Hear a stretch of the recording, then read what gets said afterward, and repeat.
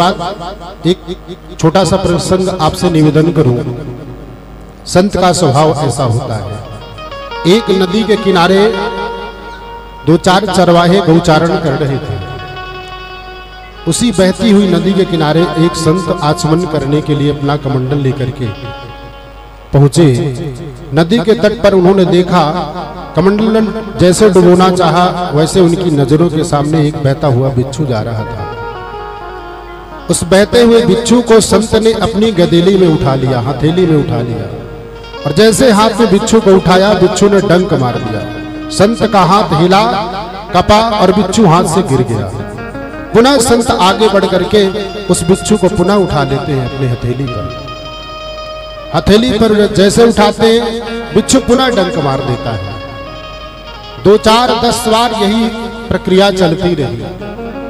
उन चरवाहों ने आपस में वार्तालाप किया, देखो बाबा की कैसी बुद्धि खराब हो गई है। उस बिच्छू को बार बार उठाता है, वो डंक मार देता है, बिच्छू से खिलवाड़ कर रहा है। अब संत का काम है बहते हुए को बचाना।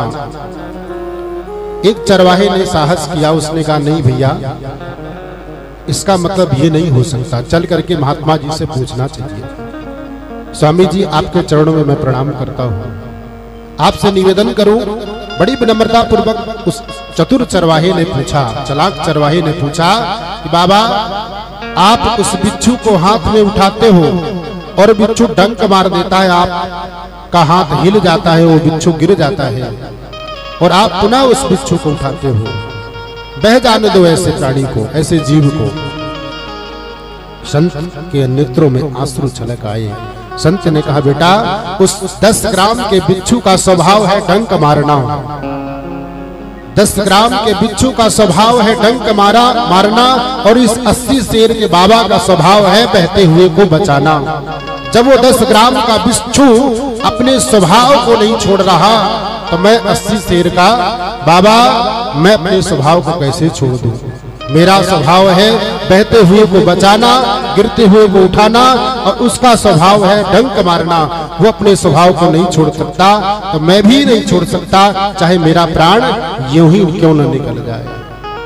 बार बार बिच्छू को उठा करके नदी के किनारे रखते हैं। ये है संत का स्वभाव।